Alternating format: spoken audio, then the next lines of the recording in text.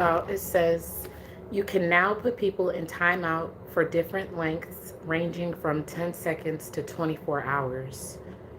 That is interesting. Oh, wow, this camera still looks really good. Love these pictures on our wall. I gotta add some more.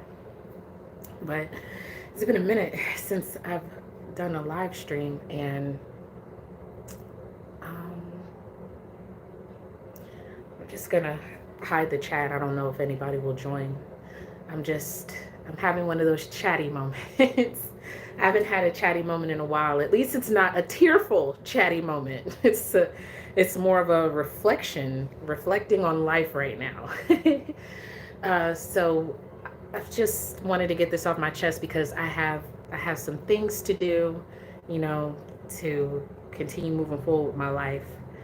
And I had a great birthday yesterday. I turned 32 years old, and I'm feeling so blessed and thankful for another year. I hope everyone who is watching had a great new year. Is feeling great and high vibes about the new year. I really do, even in spite of all the things that we're facing in life. And I'm gonna put together a video. I brought my camera with me all throughout the day, so I'm gonna edit it together and put it up. I'm trying to find some passion and some inspiration and some gusto about, just getting back into videos, and figuring out what I really want to be focused on in my life right now, since a lot of the loose ends from a few years ago are wrapping themselves up. And so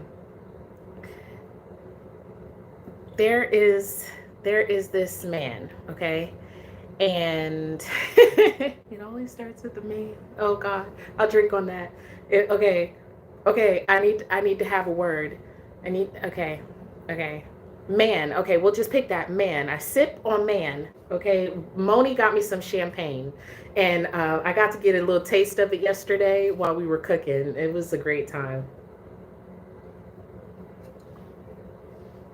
Okay, so I've talked about him before. His name is Bear with the Pen, and we met through poetry. And the relationship got to the point where we were gonna have a child together. I had, an abortion last January, and since then it's kind of been like, just pretty much, I would say, fuck buddies. Really, I mean, I consider him to be a friend. He says the same about me, and but he was very clear on a few things.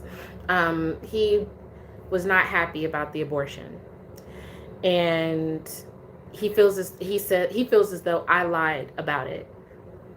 I told him that the pregnancy was unsuccessful, but I did not state what I did. I didn't. He found out through a friend what had happened. And so he says it's not so much that you got one, it's just that I didn't know about it and you didn't allow me to be there to support you. So he talked about that even recently in October.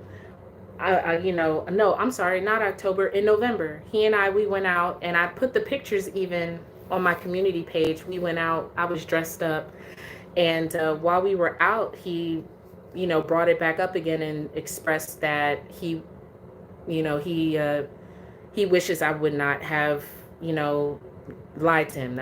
That's how he feels. So anyway, in addition to that, he just was straight up and said, I don't have anything to offer you right now. I don't, job, like car, like, I don't have my own place. Going through, went through some things last year, like we all do. So all I could do is respect that. And I was thinking about something that Judge Lynn Toller says on divorce court. It's this quote where she says, never let a man tell you more than once that he don't want you. And I remember specifically, she was talking to this woman. He said, like, in many different ways, like several hundred different ways, honey, that he don't want you. And you just continue to stay, and you get so worked up over a situation when the person told you who they are. They showed you who they are too. And I guess I was just, I went over to see him, for my, last night after everything died down for my birthday. And he ain't doing nothing wrong. Like, ain't nothing wrong, but my expectations. He's already let it be known, like, he's already let it be known where he's at. And we were supposed to get back together like a year ago, and that never happened. And I'm I'm like, why are you setting your expectations above what this person said they're willing to deliver? And I guess I was just concerned that I don't want to go back into that cycle, because I did the same thing in my last relationship, my first marriage, that I like held on even after this person is telling me I'm done.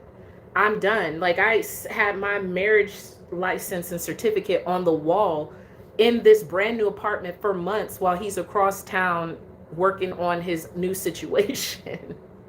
And it's like stop doing that. And I was like, I really don't. I think because of the history of, we were together and then we broke up. Then we were still messing around. I got pregnant.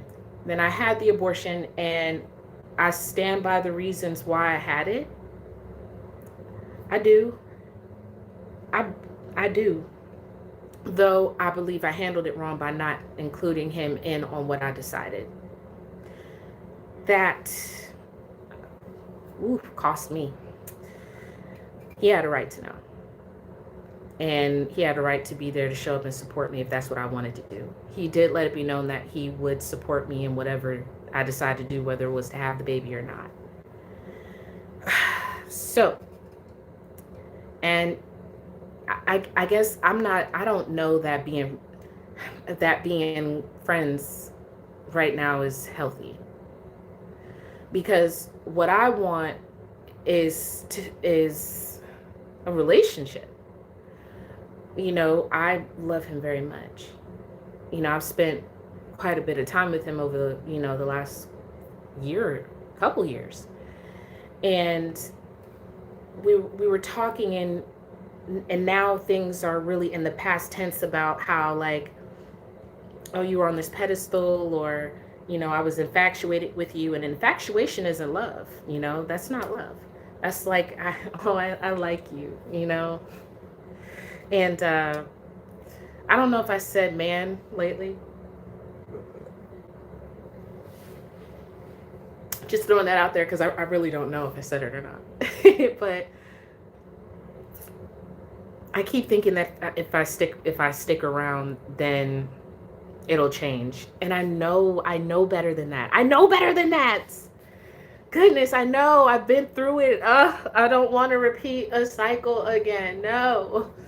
And I was just like, why do I keep, like, going over there and showing up? Like, I swear when he calls, I leap. Like, if he needs to ride somewhere, or, just anything, I leap. And it's not good, because what I am noticing and becoming aware of is that it is really important to have relationships that give as well as receive. It's really important that we have that balance. And because what I'm starting to feel energetically is hollow, inside. Like, when I leave from, if we've spent some time together, and I'll feel hollow because I'm not getting nurtured. Like, I'm not receiving, I'm not eating, I'm not being fed. And in any relationship, friendships, family, otherwise, you have to feed it. And I see how energetically it can mess with you, your mind, and all that. But that's where my expectations is coming in, because I'm over expecting. Yeah, babe? You turn the lights on?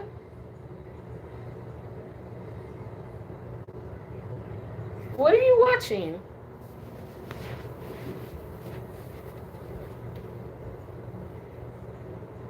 Oh my goodness. Is that when I went to the party? That's you. That's me. How'd you know it was me?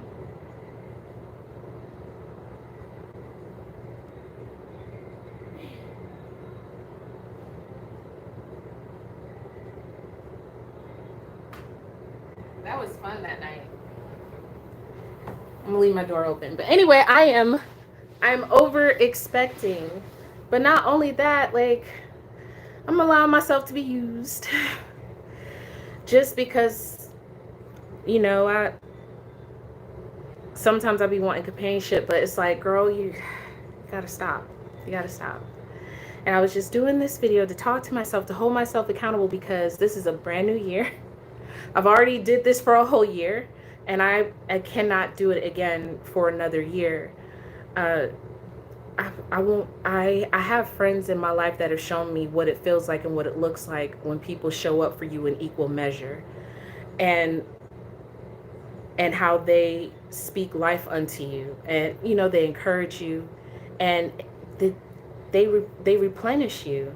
Last night when my friends were over for my birthday, I got that from you. You got it from me? When my friends were over, it was such a joyous, it was a celebration. They were uplifting me. It felt great. And then I went over to see this. Your glasses. Yeah, I was wearing my glasses that night. You're so beautiful. Like, how do you do that? Got your feet. Yeah. But I don't know. What I mentioned about the pedestal, I guess I just keep hanging around waiting or hoping that he'll like me again. And from experience, I know in my head, when that is over and the person gets to a point of disrespect, that ship has sailed. It's not coming back. I know it's not coming back, but I still keep, like, if the phone rings and it's been a while since, I've heard from him, because I'd be like, all right, just leave it alone. Leave it alone. Don't call. Just go on about your life. And then he'll call out the blue and I'll answer and I'll think, oh, maybe something's changed. But sometimes just, I need to let it go. I need to let it go, because how can I receive what I absolutely want to have for myself, as far as, love and relationships, if I don't let go? Which brings me to the divorce, finally. At least that's what my sister says. Finally, it's been long overdue. It's been how many years? Y'all both moved on with y'all lives. She was like, this is just a formality at this point. And it took a lot. It took a lot. I think the last thing was just establishing, child support. And that was tough. But, Brandon agreed to put that in the paperwork finally, without us having to go to trial before the judge. So now everything is put into paperwork, and I'm just like, whew, what, 3 years later? I don't know how many years it's been, honestly, because even before his current situation, I mean, he, we were pretty much done with the relationship. So, it's just, we were just living in the house. No marital feelings, really. At least not from him, as much as, or I can't say that. I don't know how he felt. Only he knows how he felt, and the people that he shares his feelings with. So let me stop. He called this morning, to ask me, like, what's going on, because they sent the paperwork over, I believe, like Thursday of last week. And we already signed the divorce papers once, so I didn't realize I had to do it again. So my attorney was out of town, and he just got back in town today. But I have the number of his paralegal, and I believe that they said that I could do it electronically. You want my boots? Yeah. Yeah. They look good on you. They're fuzzy. She got fuzzy boots on. They look great on you, babe. You want to see you? She's tall. Look at how tall you are. You're like a tower. A gecko tower. Gecko tower. Gecko tower. I look so tall. You do. I will say that The process has been a process, and I thought that I would be on the floor crying.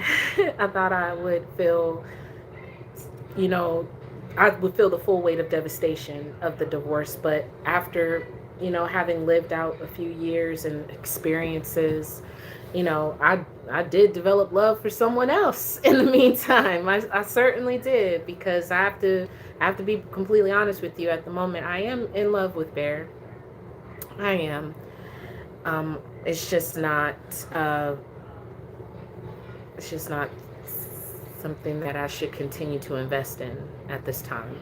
It's just not healthy for me, um, because it's just not. So hey, a lot of life was lived in the last couple years, and I didn't break. I'm still here. Like, I'm not crying and all that. I might cry when I sign. I did cry when I signed them the last time.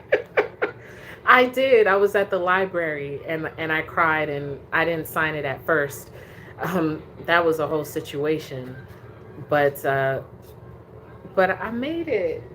I made it, and we're here.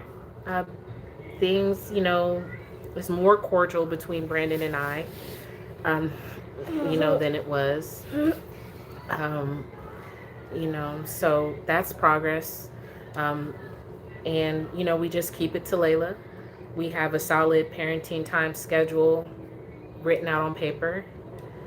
We've agreed to both help with at least two extracurricular activities throughout the year financially, and as well as her daycare for school, which I do rely on because I don't have someone in my house that can help me get Layla to and from school if I have to work.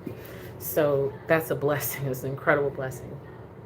And I'm, you know, I haven't called the paralegal yet. I haven't signed the papers yet. And I told Brandon this morning, like, because I don't want to sign them. I never wanted to sign the papers. I didn't want a divorce. Like, I'm not tripping over myself. Like, yay, and it should be, right. Like, I absolutely should be, because what the heck is holding me up? But I'm gonna go ahead and put my big girl pants on and just go ahead and sign it and let that go. Um, it's nothing that I'm holding on to. It's more so just, I don't know, just I don't know the specific word to describe how I feel. I guess it's kind of like just like the end of an era type thing, like just the legal era, you know.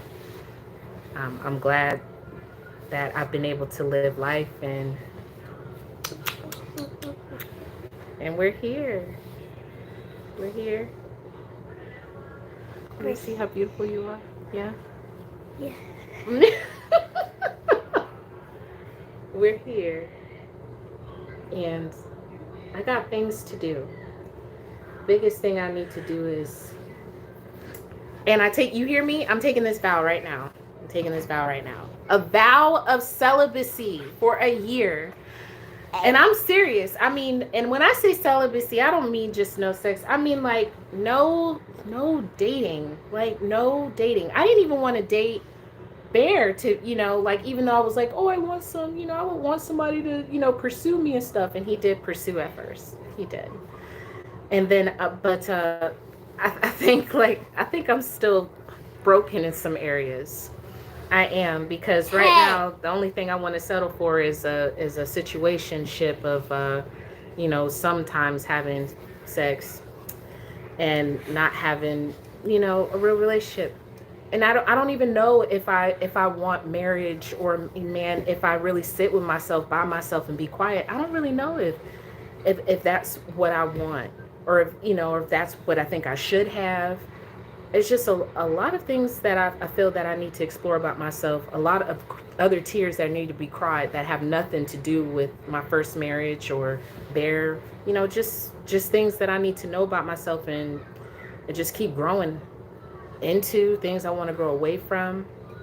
I want to focus a whole lot more on home, stabilizing financially, and in my poetry pursuits, my YouTube channel. I just want to get focused and just knock off the distractions and just know that I'm good to myself, by myself. I don't need to just hop up and jump for someone that I don't even know would show up for me in the same way that I show up for them. I already did that. I do not want to repeat the cycle and then get stuck for several years. And I can't even get upset with the person because, again, they told me exactly what it is, who they are. They ain't done nothing wrong. I'm the one who keeps, nobody goes to work. Nobody goes to work and doesn't get paid for their job. There's no point to you going to work if you're not getting paid. Every relationship, there's an expectation that you're going to receive something, or that you're getting something out of it. And I really had to stop and just be like, what am I getting out of this? I'm not getting what I want out of it. But I'm just finding myself just giving and giving and giving. And it's not like the person really be asking for things, but like, somebody show up and be like, hey, here's a crock pot, have this crock pot. And you're like, okay, I'll take the crock pot. What I really want is a coffee maker, but I'll take the crock pot. Why not? Another thing that I didn't have to go out and work for. I didn't have to pay for. Another gift, another thing. I got me a crock pot for free off of this person, who I already told them I ain't really down for them like that. But if they want to do stuff for me, okay. I mean, nobody goes to work for free. And I'm just giving away a lot of my energy that needs to be used towards myself for free. Um, I have expectations, and it's perfectly all right to have them. But don't impose them on people who've already told you you're not going to get what you're expecting from them. I need to stand firm and know that I can hold out for what I want and get it. I would want nothing less for her than to do the same. And yeah, I just want a year just to myself. No men. Monkey. Mm-hmm. I I can no longer stick cowboy at HQ headquarters. You need help? Yeah. Okay. All right. Well, that's my cue to go. I just wanted to chat because I was feeling chatty. But there's great progress being made. Okay. I'm not in denial about. I'm not in denial. I'm just growing. I'm just growing up. All right, Layla. Say bye. Bye. Bye.